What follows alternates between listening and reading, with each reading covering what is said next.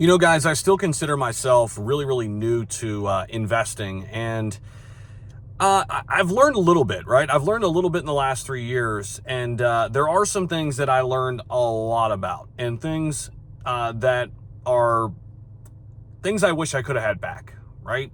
And that's what this video is about. It's about what not to do, my biggest regrets in crypto so far, my biggest mistakes in crypto so far, and how I have learned from these mistakes, and how I hope you all can learn from these mistakes as well. And here's the thing. Crypto investing is an emotional game. It is an emotional roller coaster. We're seeing both ends of the spectrum play out, right? When the going's good, it is good. When the going's bad, it is brutally bad.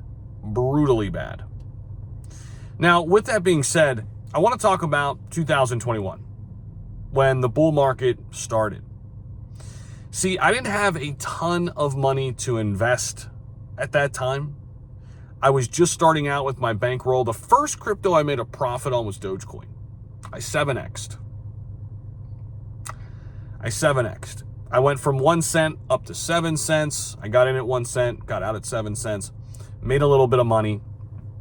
I had about 7 grand saved up from the last 3 years. That's what I mustered up to start investing. I didn't know what to do with it. I actually had it sitting in, I don't know, some savings account or whatever. I knew I wanted to start investing. So that was my first investment. And take you through that year a little bit. After the Dogecoin hit that I had, I started trying to trade a lot. And not knowing that I was even trying to trade a lot. I was just trying to jump in different assets and jump out. Or I would own something for a little bit, make a little bit of profit, and then jump out. Rather than do my research, have high conviction in something, and go invest in it for the entirety of the bull market, I was wasting money coming in and out of assets. Sometimes I'd gain a little bit, but sometimes I'd lose a little bit. And I was letting the market volatility just wreck me. I mean, even during the bull run, there are days where, things go up 2, 3, 4%, but there are days when things come back down 6%. So I would get in, an investment would come down 5, 6%, and I would get out because I was afraid to lose all my money. And I was letting my emotions get the best of me. I was over trading. It was terrible. Now, what did I learn from that? Well, now today I make about 1 to 3 trades a month, and it's very analytical.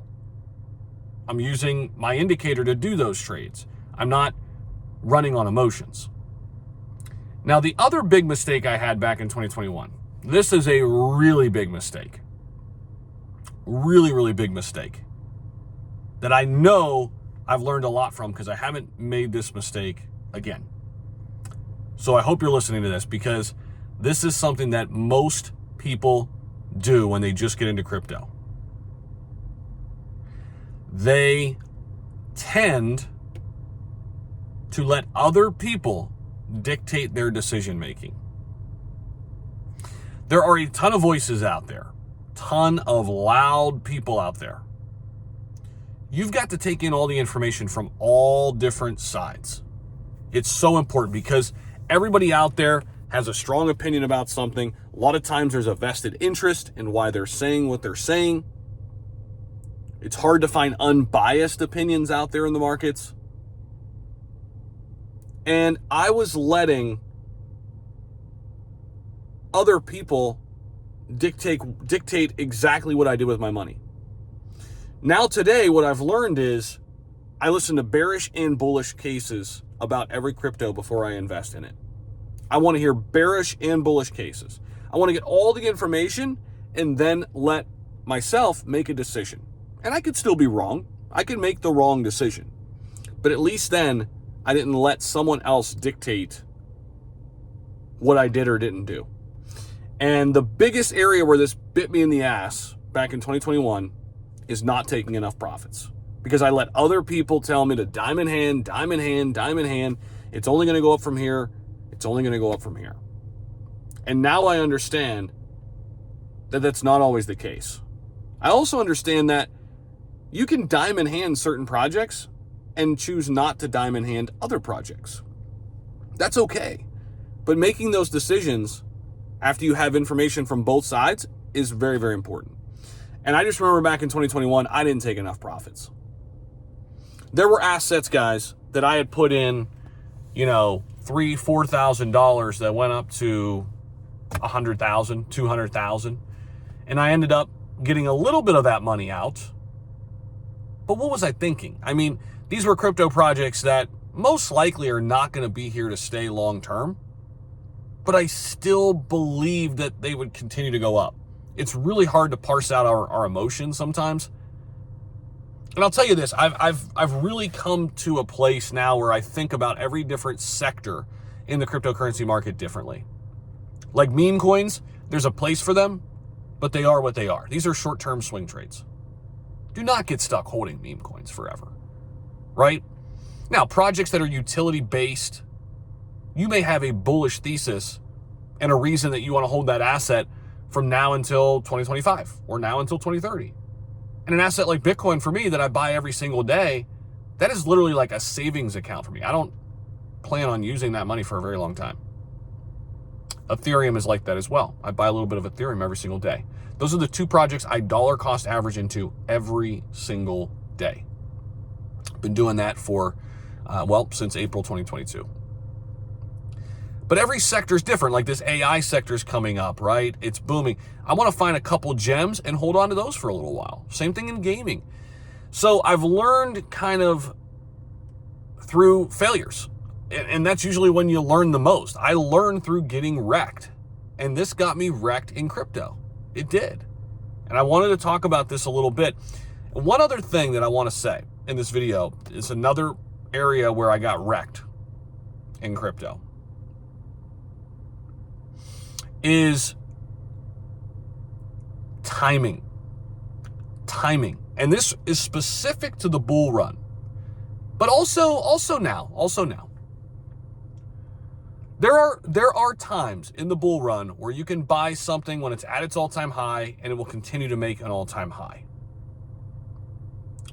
But more often than not, you're gonna get wrecked when you buy at all-time highs. It's just how it is, right? So I'm doing everything in my power to understand where good entry points are and to accumulate on red days. And it's that reverse psychology we talk about all the time. It's so difficult, but timing is important.